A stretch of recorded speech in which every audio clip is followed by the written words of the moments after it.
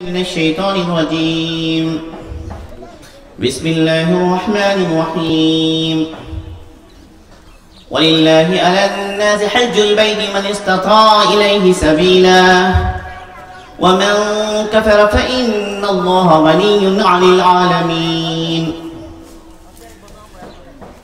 وقال رسول الله صلى الله عليه وسلم: تعجلوا إلى الحج فإن أحدكم لا يدري ما يورد له أو كما قال عليه الصلاة والسلام. আলহামদুলিল্লাহ, আল্লাহ পাকের মেহেরবানি, আল্লাহ পাকের ইহসান। আল্লাহ সুবহানাহু ওয়া তাআলা আমাদেরকে বুলবুলি পারাস্ত হিলফুল ফুজুল সংগঠনের উদ্যোগে আয়োজিত বার্ষিক ইসলামী সম্মেলনে উপস্থিত হয়ে দিনের কথা বলা এবং শোনার জন্য তৌফিক দান করেছেন। এই জন্য আমরা দিল থেকে শুকর আদায় করি, আলহামদুলিল্লাহ।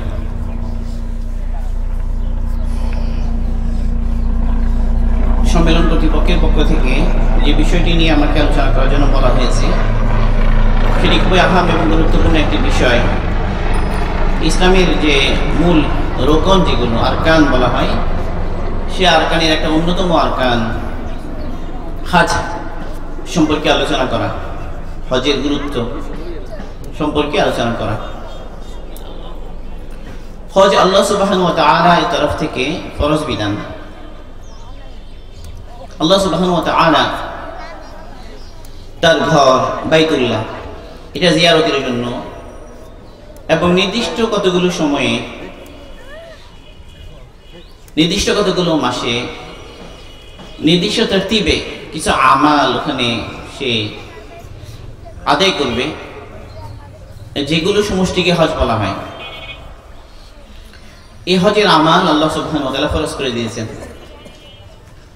ওয়ালিল্লাহি আলান নাসি হিজ্জুল বাইতি মান ইসতাতা ইলাইহি সাবিলা, মানে যে সক্ষম, বাইতুল্লাহ পর্যন্ত পৌঁছতে যে সক্ষম, যার সক্ষমতা আছে, তার জন্য জরুরি আল্লাহ পাকের সন্তুষ্টি হাসিলের উদ্দেশ্যে সে যেন হজ পালন করে। তো হজের বিধান এটা ফরজ বিধান এবং ইসলামের চারটা মূল যে রুকন, মানে শাহাদাতাইনের পরে কালিমায়ে শাহাদা এটা উচ্চারণের পরে আর চারটা যে বড় বড় রুকন আছে ইসলামের, সালাত, সাওম, হজ এবং যাকাত, এই চারটার মধ্যে একটা গুরুত্বপূর্ণ রুকন হলো হজ। রাসূল সাল্লাল্লাহু আলাইহি ওয়াসাল্লাম ইরশাদ করেন,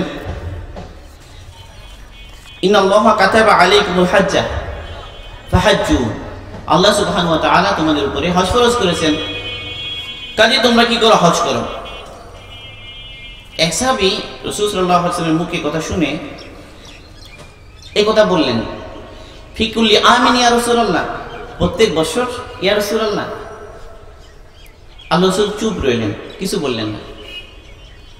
কিছুক্ষণ পরে আল্লাহ রাসূল বললেন যে দেখো, আমি যদি বলতাম না হ্যাঁ, তো তোমাদের উপর প্রতি বছর হজ করাটা কি হয়ে যেত? ফরজ হয়ে যেত। কিন্তু বাস্তবে হজ হলো জীবনে একবার ফরজ, যার কাছে সামর্থ্য আছে। একজন মুসলমান যে নিজেকে মুসলমান মনে করে, যে ব্যক্তি মুহাম্মদ রাসূলুল্লাহ সাল্লাল্লাহু আলাইহি ওয়াসাল্লাম উম্মত মনে করে নিজেকে, তার অন্তরে বাইতুল্লাহ জিয়ারতের তামান্না থাকবে না, এটা হতে পারে না। আল্লাহ পাকের ঘর জিয়ারত করার তামান্না, আল্লাহ রাসূল সাল্লাল্লাহু আলাইহি ওয়াসাল্লামের রওজা পাক জিয়ারতের তামান্না তার থাকবে না, এমন হতেই পারে না। প্রতিটি মুসলমান তার অন্তরের অন্তঃস্থল থেকে এই তামান্না লালন করে, দিলের ভিতর থেকে সেটা প্রত্যাশা করে, সেটা চায় যেন সে আল্লাহ পাকের ঘরে হাজিরা দিতে পারে। এমন কোনো মুসলমান বাকি নাই যে এই তামান্না অন্তরে পোষণ করে না। অনেক আল্লাহর বান্দারা আছে যাদেরকে আল্লাহ সুবহানাহু ওয়া তাআলা তৌফিক দেন, তারা বারবার হজ পালন করার তৌফিক পায়।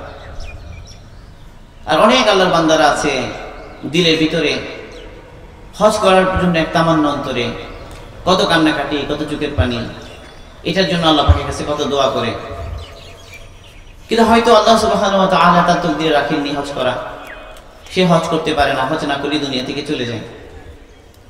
তার যে স্বপ্ন বাইতুল্লাহ জিয়ারতের, এটা থেকে যায়। এই অবস্থাতেই সে দুনিয়া থেকে চলে যায়।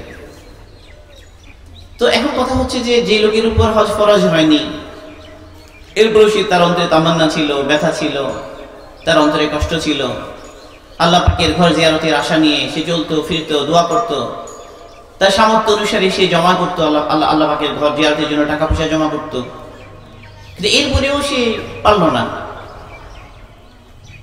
তারপর ফরজও ছিল না, সে পারল না। তো তারপরও আশা করা যায় যে তার এই তামান্নার কারণে আল্লাহ সুবহানাহু ওয়া তাআলা তাকে হজের নেকি দান করবেন। আল্লাহ পাকের জন্য এটা অসম্ভব নয়। আবার সাথে ওই সমস্ত মানুষ যাদেরকে আল্লাহ সুবহানাহু ওয়া তাআলা সামর্থ্য দান করেছেন, যতটুকু টাকা পয়সা থাকলে আল্লাহর ঘর জিয়ারত করা এটা তার জন্য সম্ভব, এতটুকু টাকা তার আছে, তো এরপরেও সে বিভিন্ন বাহানায় হজ করলো না। মনে করলো যে এই বছর করবো, তো করতে করলো না, বা আমি এবছর করবো বা করবো আর কি। এইভাবে অবহেলা করতে করতে একসময় মওত এসে গেল। তার এই মওতটা কত দুর্ভাগ্যের মওত। তাফসীর ইবনে কাসির এর মধ্যে উমর রাদিয়াল্লাহু আনহু থেকে এক রিওয়ায়াত এসেছে। উমর ইবনে খাত্তাব রাদিয়াল্লাহু আনহু তার থেকে এই রিওয়ায়াত, মান আতাকাল হাজ্জা ফালাম ইয়াহুজ্জা ফাসাওয়াউন আলাইহি মাতা ইয়াহুদিয়ান আও নাসরানিয়া। যে ব্যক্তি হজের সামর্থ্য রাখে, হজ করার মতো টাকা পয়সা তার আছে, কিন্তু সে হজ করলো না, তো তার জন্য এটা এক বরাবর ইয়াহুদি হয়ে মরা অথবা নাসারা হয়ে মরা। চিন্তা করেন কত ভয়াবহ কথা। মুসলমান মানুষ, সামর্থ্য ছিল হজ করার, হজ করলো না, বলা হচ্ছে তার জন্য এটা এক বরাবর যে সে ইয়াহুদি হয়ে মরল নাকি নাসারা হয়ে মরল। কত ভয়ের কথা, কত পেরেশানির কথা। তো এই জন্য হজের ব্যাপারে সতর্ক হওয়া দরকার। প্রতিটা মুসলমানের বোঝা দরকার যে আমার উপরে হজ ফরজ কিনা। হজ ফরজ হয়ে আছে আর আমি মনে করছি আমার উপর হজ ফরজ না, এরকম অনেক মানুষ আছে। বিভিন্ন বাহানা দেয় মানুষ, হজের কথা আসে, বিভিন্ন কথা বলে, বিভিন্ন ওজর পেশ করে। দেখা যায় যে বিভিন্ন অনুষ্ঠানে, বিভিন্ন জায়গায় যেখানে টাকা পয়সা খরচ করা জরুরি না, সে লক্ষ টাকা খরচ করে বিয়ের মধ্যে অনুষ্ঠানের নামে বিভিন্ন ধরনের গুনার কাজে লক্ষ টাকা খরচ করে, এদিকে হজ করার ক্ষেত্রে অবহেলা। এরকম মানুষও আছে। সো ইবনে হিব্বানের মধ্যে একটা রিওয়ায়াত এসেছে, আবু সাঈদ খুদরি রাদিয়াল্লাহু আনহু এটা রিওয়ায়াত করেন, এটা হাদিসে কুদসি। قال رسول الله صلى الله عليه وسلم يقول الله عز وجل إن عبدا صححت له جسمه ووسعت عليه في المعيشة تمضي عليه 5 أعوام لا يفيد إلي لمحروم। আল্লাহ সুবহানাহু ওয়া তাআলা বলছেন, আমার ওই বান্দা যাকে আমি শরীরে সুস্থতা দান করেছি, তার শরীর সুস্থ, এবং তার জন্য আমি রিজিকের যে ব্যাপারটা প্রশস্ত করে দিয়েছি, রিজিক, তার জীবন যাপনের যে উপকরণ, এটা আমি তার জন্য যথেষ্ট করে দিয়েছি। এবং এই অবস্থায় শরীর সুস্থ, টাকা পয়সা আছে, প্রশস্ত রিজিকের ব্যবস্থা আল্লাহ পাকের তরফ থেকে তার জন্য আছে।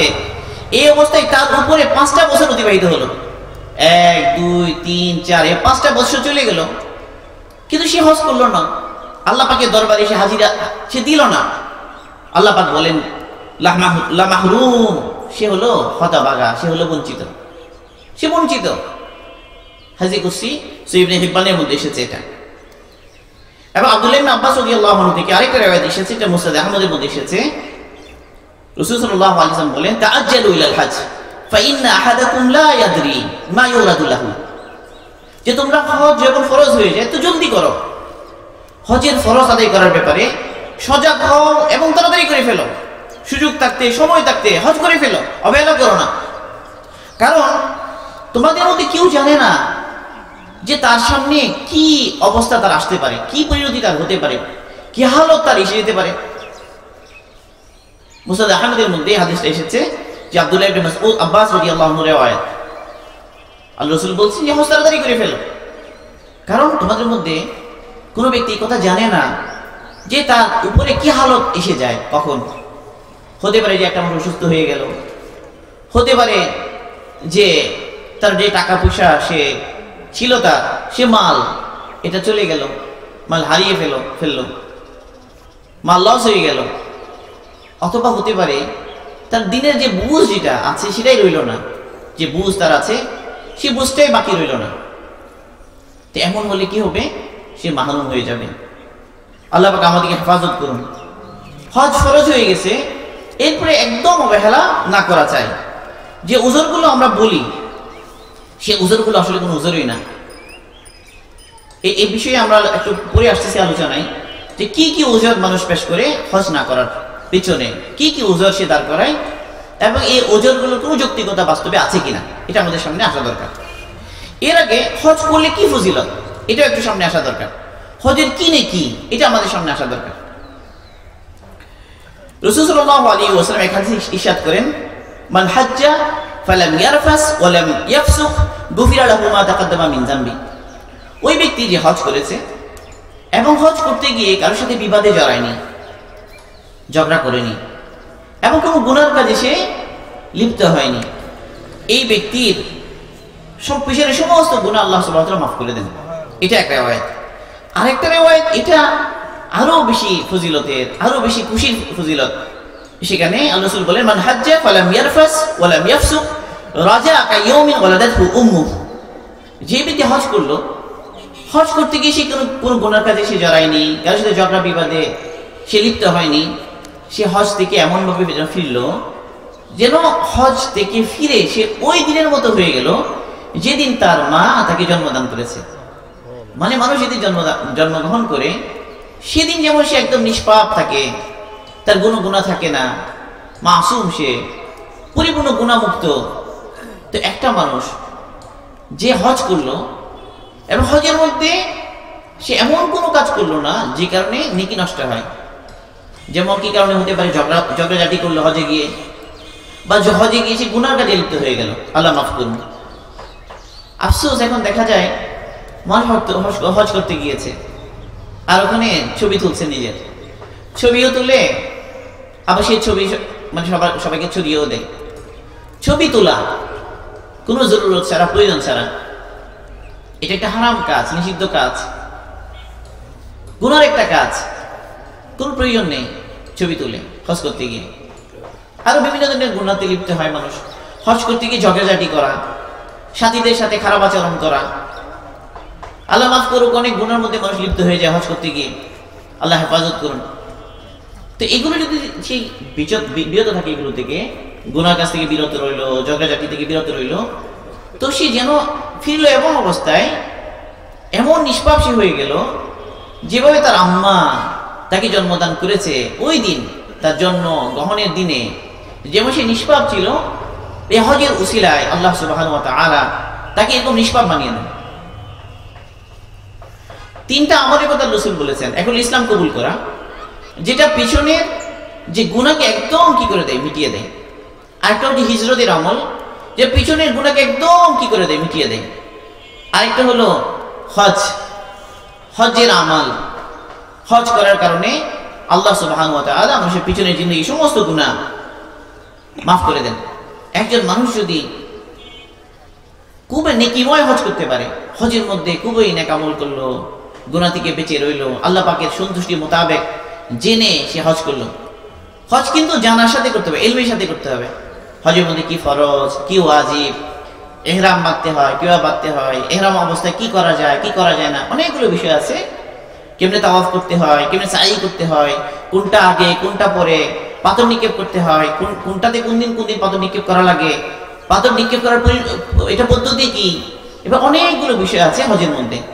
সেগুলো বিস্তারিতভাবে একজন মানুষের জানা দরকার। হজ করতে যাওয়ার আগে ইলম জরুরি, ইলমের সাথে হজ করা যায়। বাকি যদি এইভাবে সে হজ করে, সুন্দর করে জেনে সঠিকভাবে হজ করলো, নিয়ত এবং খালেস আল্লাহর জন্য করলো। নিয়ত খালেস হতে হবে। অনেক সময় আমাদের নিয়ত খালেস থাকে না, হজ আমরা করি, নিয়ত খালেস থাকে না। ধরা যাক এক ব্যক্তি পাঁচবার হজ করেছে, তো সে অনেক সময় মানুষকে শোনায়, ঘরে কোনো মেহমান এলো, বিআই সাহেব এলেন, সে শোনায়, কি শোনায়, যে আমার পঞ্চম হজে যায় নামাজটা নিয়ে আসো বিআই সাহেবের জন্য, বিআই সাহেবকে দাও আমার ওই পঞ্চম হজের যে যায় নামাজ এনেছি আমি সেটা। কি উদ্দেশ্য? তিনি যে পাঁচবার হজ করেছেন সেটা শোনানো। তো অনেক সময় নিয়তের গন্ডগোল থাকে, এগুলো কারণে মানুষ নষ্ট হয়ে যায়। তো মোট কথা, একজন মানুষ যদি গুনাহ থেকে বাঁচে, তার নিয়ত যদি সঠিক হয় এবং যে বিধিবিধানগুলো জানা দরকার, হজের মধ্যে কি ফরজ, কি ওয়াজিব, কি সুন্নত, এগুলো যদি সে জেনে সুন্দর করে যদি হজ করে, সে ইনশাআল্লাহ তো আল্লাহ সুবহানাহু ওয়া তাআলা তার সমস্ত গুনাহ মাফ করে দেবেন। এবং এরকম হজকে বলা হবে হজ্জে মাবরুর, আল হজ্জুল মাবরুর, হজ্জে মাবরুর বলা হবে এটাকে। এটার ফজিলত বলতে গেলে রাসূল বলেছেন যে ওয়াল হজ্জুল মাবরুরু লাইসা লাহু জাযাউন ইল্লাল জান্নাহ। হজ্জে মাবরুর যেটা, সেটা এত ফজিলত, এটার বদলা কেবল জান্নাতেই হতে পারে।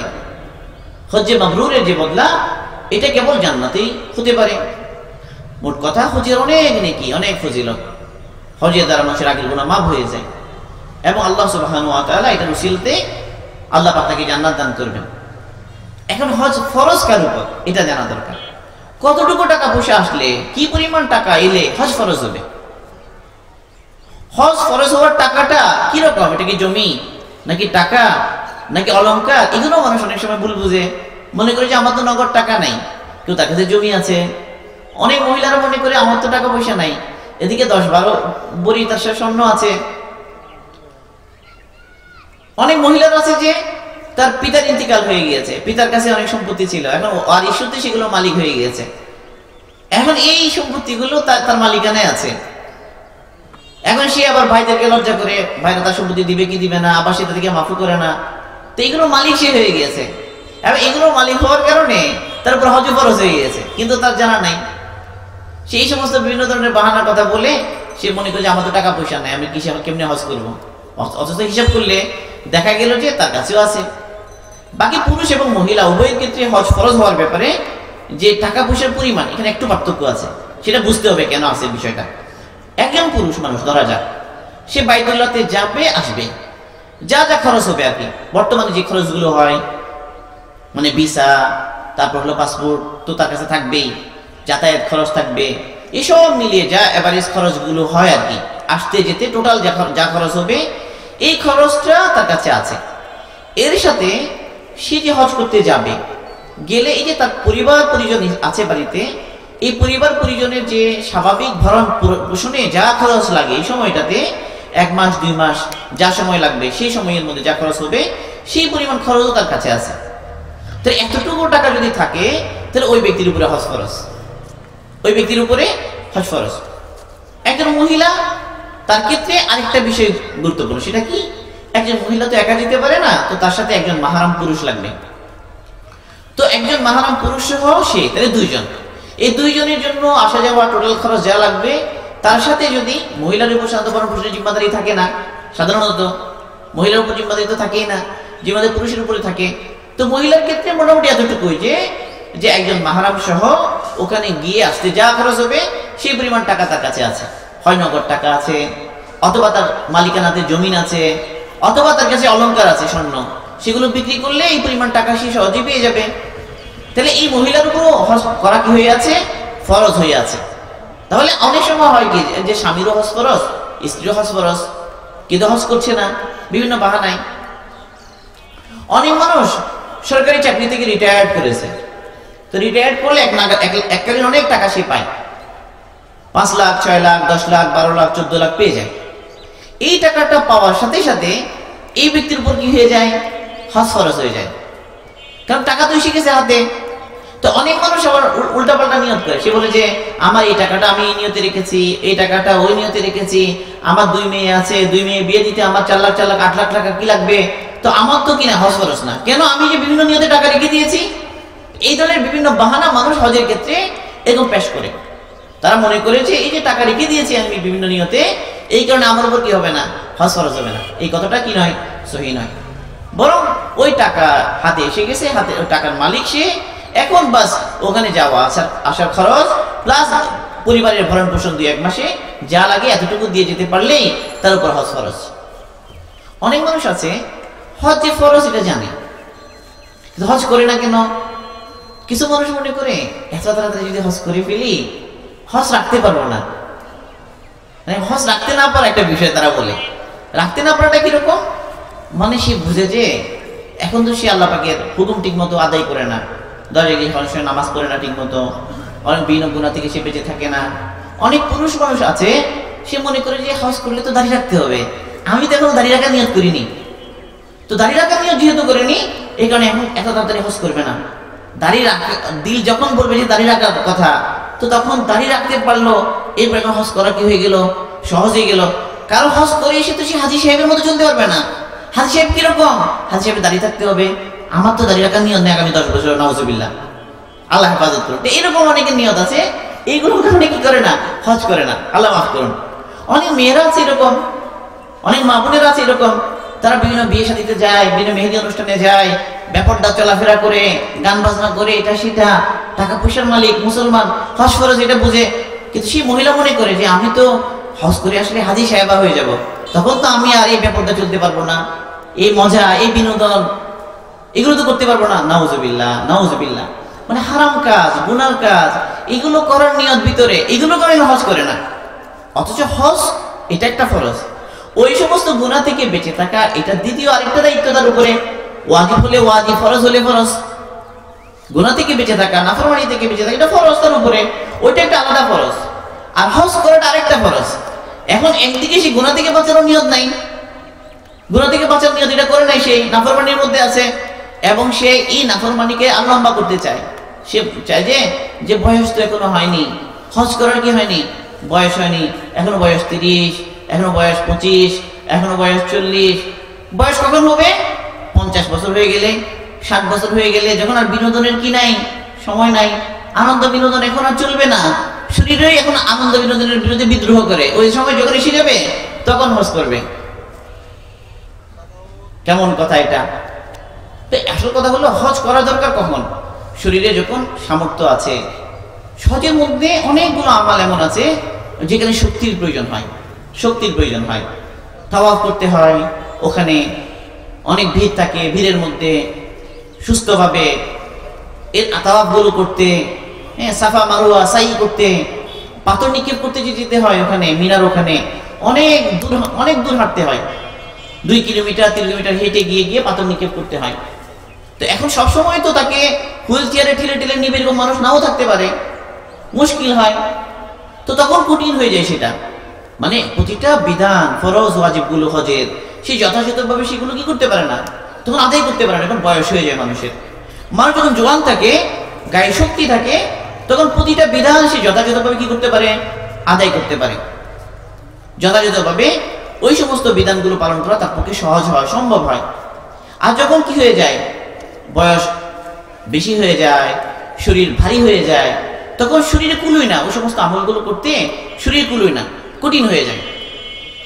তো এই জন্য যেটা জরুরি সেটা হলো যে আমাদের জোয়ানি থাকতে, গায়ে শক্তি থাকতে হজ করার জন্য নিয়ত করা এবং তাড়াতাড়ি বন্দোবস্ত করা। আবার এতে আরেকটা ব্যাপার এটা হয় যে অনেক মানুষ এইভাবে ধোঁকার মধ্যে পড়ে আছে, হজ করবে করবে করবে বলে হজ না করে বসে আছে, হঠাৎ মওত এসে যায়। এই যে করোনা গেল, কত মানুষ মারা গেল, কত সুস্থ মানুষ মারা গেল, কত জোয়ান মারা গেল।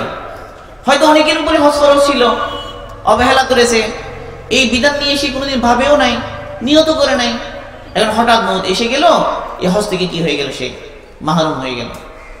তো একটা মানুষ অনেক সময় হয় যে একসময় পয়সাওয়ালা ছিল, পরে গরিব হয়ে যায়, কিন্তু যে হজ যে ফরজ হয়েছে, এই ফরজ কিন্তু আর কি হবে না, এটা সাকেত হবে না। এই হজ কিন্তু ফরজ তার উপর হয়েই আছে, টাকা পয়সার মালিক হয়ে গিয়েছে, ছিল, অবহেলায় নষ্ট করেছে বা নষ্ট হয়ে গিয়েছে। তো এই জন্য খুবই চিন্তা করা দরকার যে আমাদের উপর হজ ফরজ হয়ে আছে কিনা। যে হজ ফরজ হয়ে থাকে তাহলে তাড়াতাড়ি নিয়ত করা দরকার, 2-1 বছরের মধ্যেই তাড়াতাড়ি গুছিয়ে। এখন তো রেজিস্ট্রেশনের ব্যাপার থাকে, আগে থেকে রেজিস্ট্রেশন করতে হয়, তো কতগুলো বিষয় আগে থেকে কি করতে হয়, পাসপোর্ট রেডি করতে হয়, রেজিস্ট্রেশন করা লাগে আগে থেকে। এইসব বিষয় আগে থেকে বন্দোবস্ত না করলে একটা মানুষ হঠাৎ চাইলেই তো কি করতে পারবে না, চলে যেতে পারবে না। তো এই জন্য এই ফরজের ব্যাপারে অবহেলা না করা।